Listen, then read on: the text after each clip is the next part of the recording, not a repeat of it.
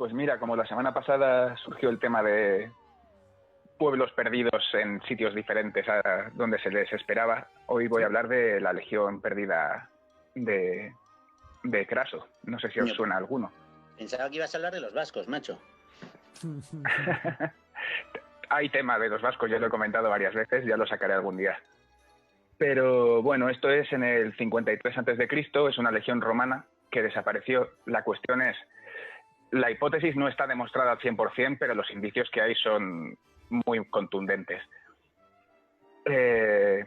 Como digo, 53 a.C., en la campaña de César contra los hunos galos. y... Estaba de campaña en muchos sitios. La cuestión es que el general Craso, a las órdenes de César, partió contra los partos, que eran otro de los pueblos contra los que luchaban, en lo que hoy es Turquía, con un Ahí ejército tenían de mucha 42.000. natalidad, me parece. Sí, la verdad es que el nombre da para juegos de palabras. Y bueno, era un imperio bastante importante en la época, el Imperio Parto. Y salió Craso con 42.000 soldados a invadirles. En la batalla de Carras, ese mismo año, fueron derrotados, murió Craso y hicieron prisioneros a 10.000 legionarios romanos. Todo esto no es hipótesis, o sea, esto es oficial.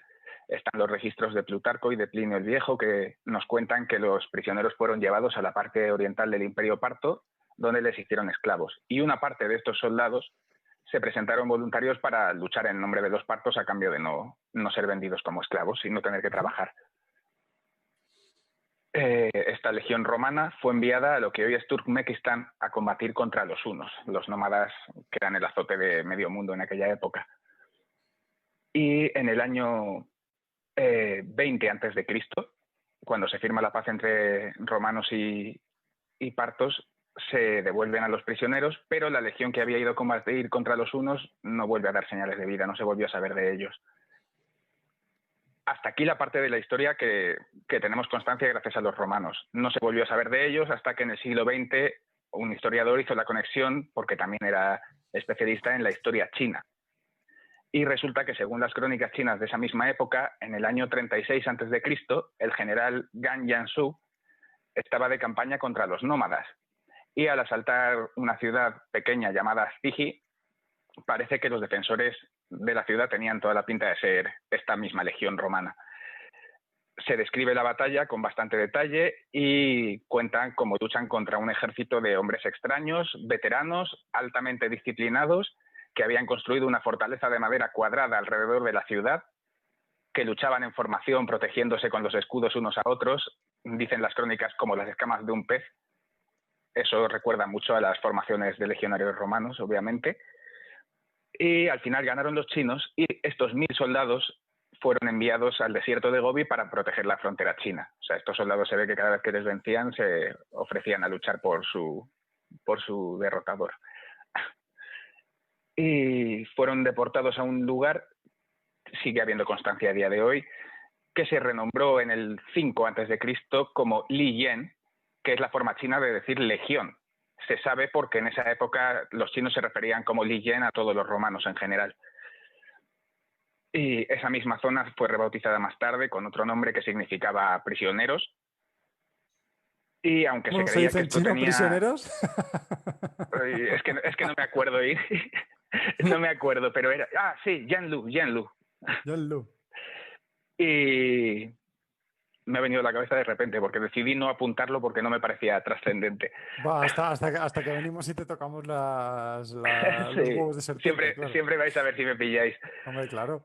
Y que la cosa es que esto se creía que era... También se lo puede haber inventado, ¿eh? Has dicho, "Uy, me lo han preguntado, total. No estamos aquí a que lo compruebo en internet. No, perdona, sigue. Y nada, la cosa es que esto se creía que era una hipótesis interesante, pero que no se podía saber si era cierto o no. De hecho, a día de hoy, pese a todas las pruebas que hay, sigue sin ser 100% seguro. Pero la cosa es que en el año 2001 se descubre en un El pueblo de de la China... Odisea en el espacio, en el año 2001 de la Odisea en el espacio. Sí, el mismo año, solo que en nuestro universo bastante menos interesante que el de la novela. La cosa es que se descubre en un pueblo muy remoto, perdido, que se llama Celaizai, sí, seguramente pronunciado fatal. El 46% de los habitantes del pueblo tiene genes europeos.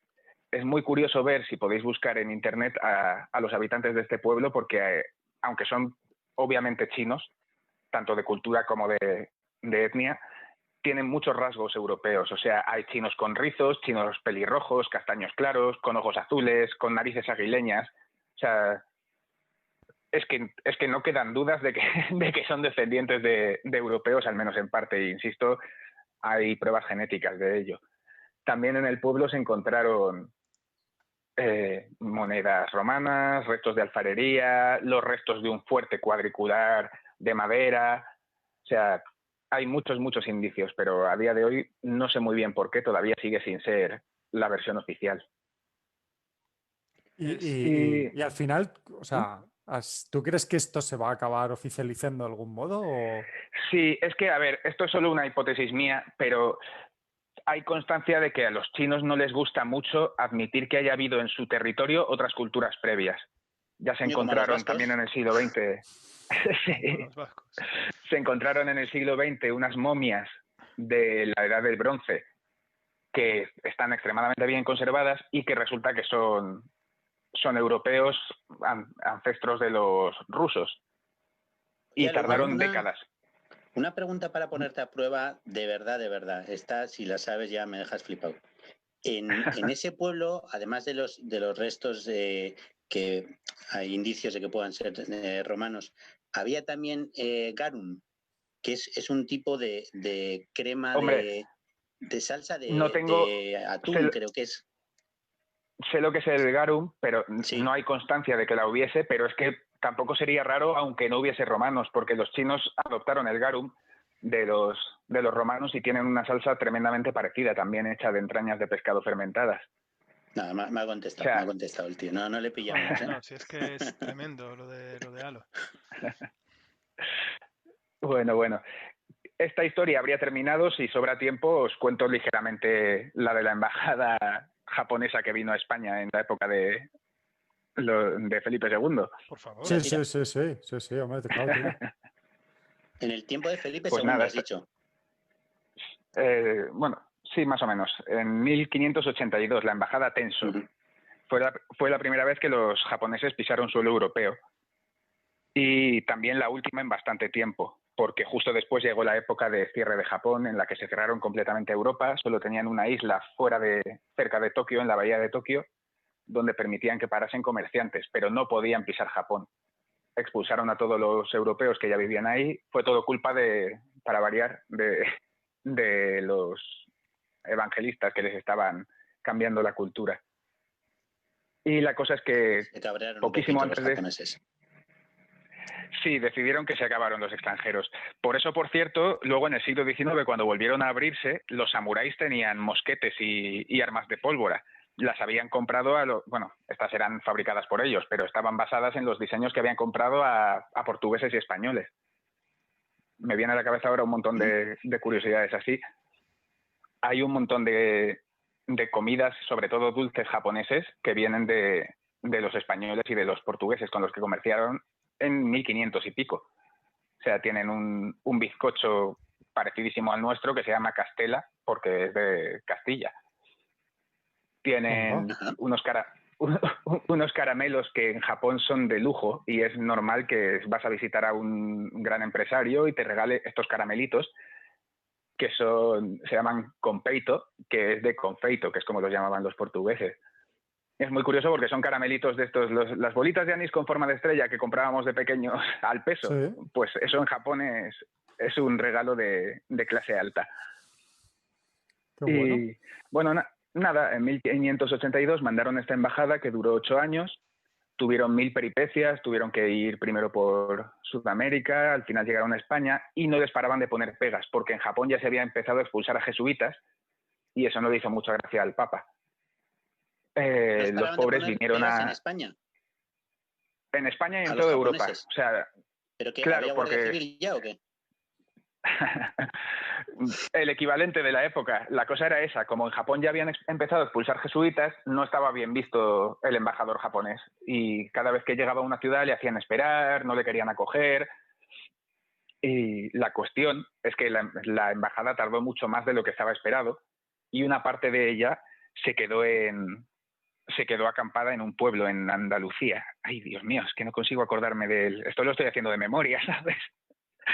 Se quedó acampada en un pueblo en Andalucía, en el que a día de hoy sigue habiendo gente que se apellida Japón, porque son descendientes de los japoneses que decidieron quedarse a vivir hay un árbitro en de España. fútbol. Hay un árbitro de Sí, fútbol, ¿no? yo me estaba acordando de él, Japón-Sevilla. Japón-Sevilla. Sí, que le iba muy mal a la Real con él. Bueno, eso es porque se apellidaba Japón-Sevilla. Claro, Si se hubiese apellidado, no sé, Goico Charrundi o algo claro. así, pues Goicoechea Larreondo, pues hubiéramos ganado la liga. de calle, de calle.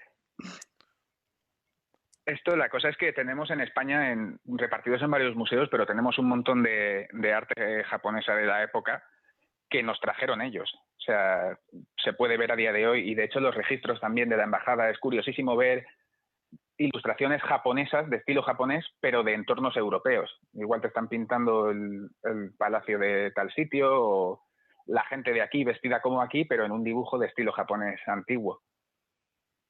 Qué bueno. Todo esto, investigando un poco, se puede llegar a visitar porque, repito, está repartido en diferentes museos. Creo que en el arqueológico hay alguna cosa, hay otros dos, por lo Algún menos en día Madrid, tendremos donde que yo he hablar de visto parte. museos. Algún día tendremos que hablar de museos y, bueno, el significado del expolio que tiene un museo, pues como el British o etcétera, Sí, etcétera, bueno, etcétera. Algún día tendremos que sacar anécdotas de esto. pero no siempre están construidos en base a expolios. O sea, No, yo hay no digo casos, eso, yo no digo eso. hay casos flagrantes, pero vamos, en general es algo loable lo que hacen los museos por la sociedad.